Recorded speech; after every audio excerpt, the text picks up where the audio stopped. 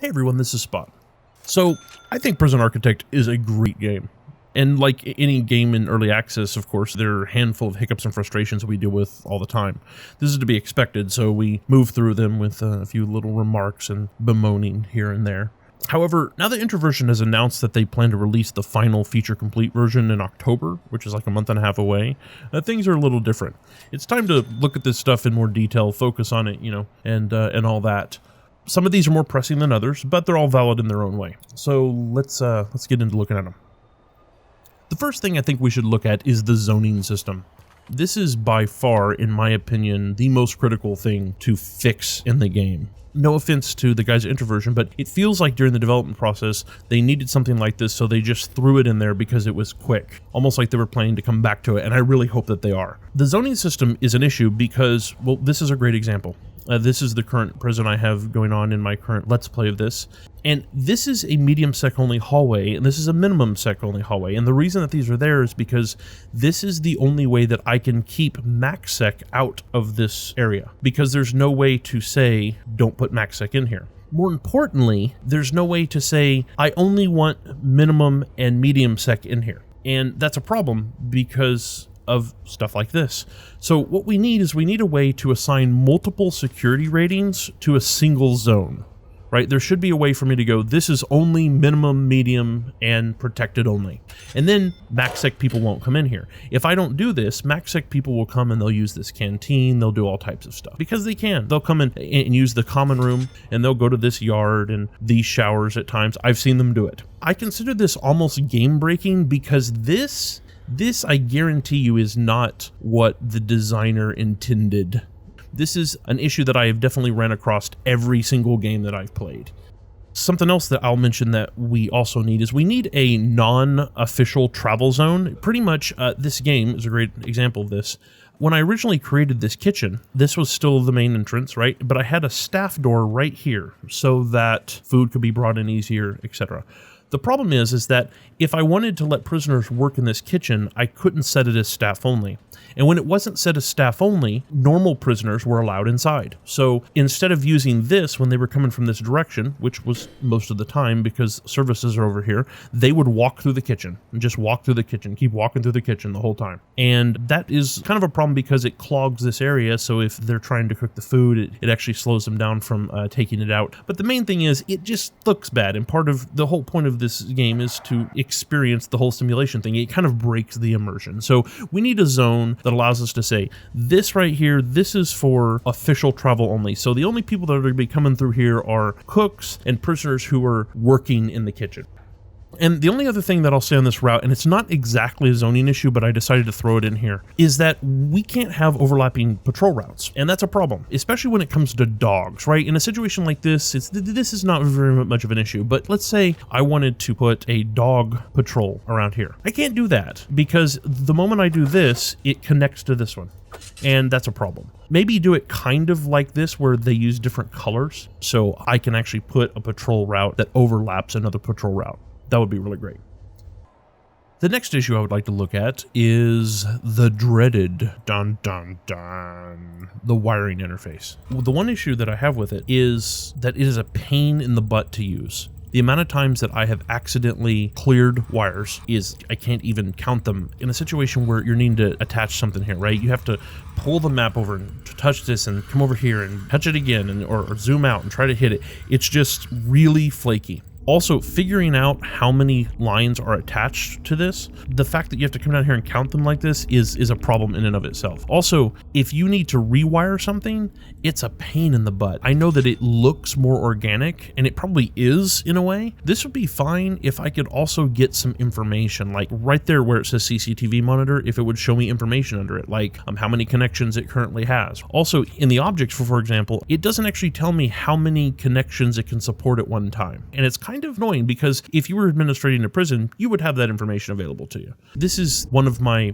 biggest frustrations. I dread using this interface so much that I will go days and days in game time not hooking something up because I just hate doing this so much. And if you screw up, a lot of times you got to start all the way over. It's really annoying. I'm not sure how they would simplify this exactly, but even having the ability to name these consoles and then go over and have a little small UI element here that allows me to assign it by a menu. They could leave this in here if people wanted to do this, but or even have it as a visual element after they're assigned. This has got to be changed. It is really hectic. Looking at utilities as well, you'll notice if you've ever laid utility lines, electrical cable and pipes use the same same layer. You'll notice that if you dismantle a utility, like if I want to get rid of this pipe and I click here, they're going to dismantle the pipe and the electrical line because there's no way to select only one of them. They're on the same layer. So if I need to remove this, I have to remove this, let them remove it, and then I have to put the electrical line back down.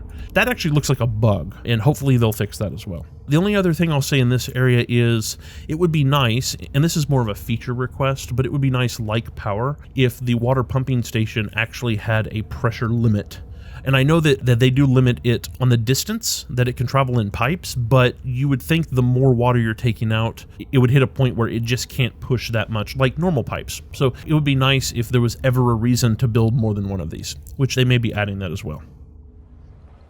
The next thing we're going to talk about is information in general and context-sensitive action. When I say information in general, I'm talking about stuff like, well, let's see here. Okay, this serving table. I think this game needs a lot more stats available to the player. When I say that, I obviously haven't seen the code base, but most of the time, I don't think I'm talking about any new tracking of information. I'm almost sure that the simulation, the engine has the data already, right? They're just not exposing it. So for instance, when I hover over this serving table, or maybe I even click on it, I would like to know, like maybe the past serving session, how much food was served from this table, how much food was on this table that people didn't take. I would like to know things like that, stuff that they almost for sure have, like this cooker, how much food's been made on this cooker in the last day, how much of it was actually served, things like that. As far as context sensitive actions, once you have something like that in place, there's a lot of things that you can do. I've complained in game multiple times about the fact that, let's say that I want to search this cell block.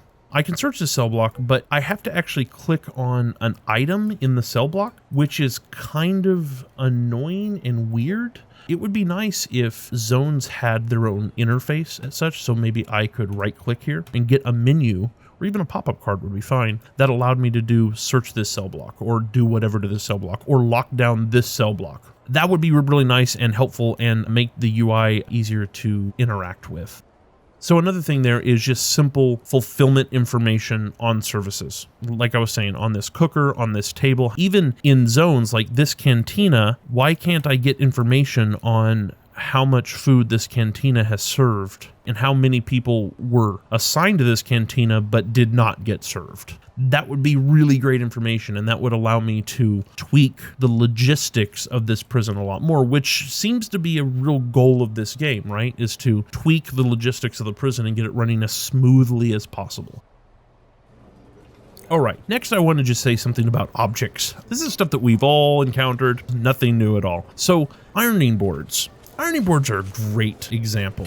Ironing boards. Well, first of all, ironing boards tend to rotate both ways, but they don't actually rotate around. And this is actually interesting because certain things do rotate all the way around, like CCTV cameras, for example.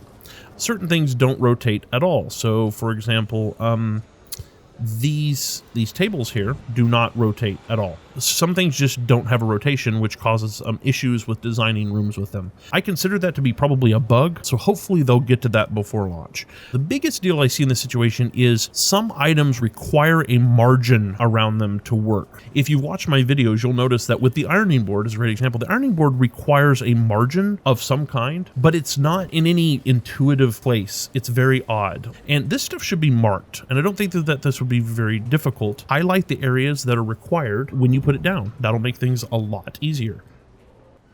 The next thing we'll talk about is room minimum sizes. Honestly, if I'm going to be blunt, they're silly and kind of just annoyingly stupid. So as an example, this room requires a 4x4 size. It's a security room. Why is that? Why does it require 4x4? Minimum sizes, I believe, make no sense whatsoever, with the exception of things like cells, maybe even a limit on holding cells, things like that. But a limit on how you lay out a security room, it should probably be based on the amount of equipment you need to put in that room. Anything else just doesn't really make sense and kind of causes issues like this. We also need a few new rooms, quote unquote. They feel more like zones, but they're actually rooms. We need an arrival zone for prisoners and for family, because it would be very nice at times to have a special place that family visitors come in, that you can have their own entrance, which would make managing traffic easier. For instance, in this particular build, I built this area over here to be a delivery zone right next to my storage, and then it hit me that delivery zone are where the prisoners are dropped off. So when you have an intake, you have to have a delivery zone over here, or they're going to drop them off here, because there's really no way of the system knowing that this is your main entrance. So just an arrival room would be great. Even if it wasn't segregated by family and prisoners, that would actually help.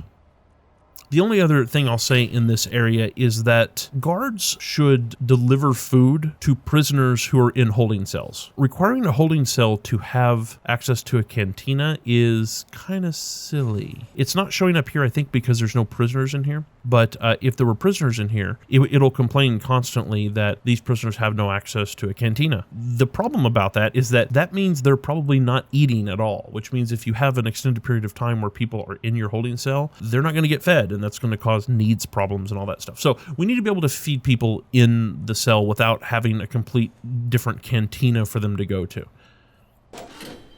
The last thing I'll say is sort of a feature request, but I don't think it should be. Prison Architect has this great logistics system that they built a few betas back, and we can go to laundry distribution and we can see this laundry distribution, and got laundry distribution here and here, and it allowed me to do some really specialized stuff and some self-containment on the MACsec. It's great stuff. I love it. And this is like a recurring system, right? This is a service that is supplying an area or zones. This is pretty much the same thing, but this service supplies a zone, which then is a target for other zones. And they even said in the alpha that they could expand this to support any services, and that makes perfect sense. I want it for all services. I want it for cleaning cupboards, mail, chapel, classrooms, yard, common room, shower, solitary, workshop, library, infirmary, visitation, everything. I want to be able to say somebody from this block right here, when they go to chapel, they go to this specific chapel. We only have one right now, but in a bigger prison, that'll be a thing. And it's the same system. This is a very robust logistics system.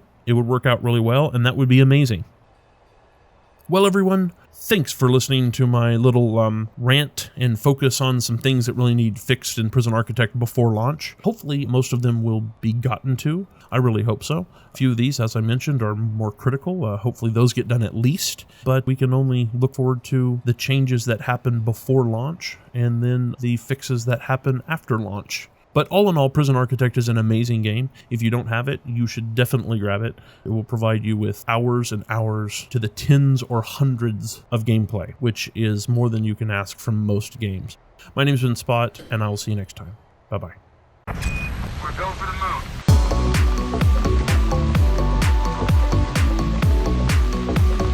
Hey there, thanks for watching. If you enjoyed the video, consider giving it a like. If you'd like to see more, just click subscribe. Come say hi to me on Twitter, Facebook, Tumblr, any of those. I hope to see you next time.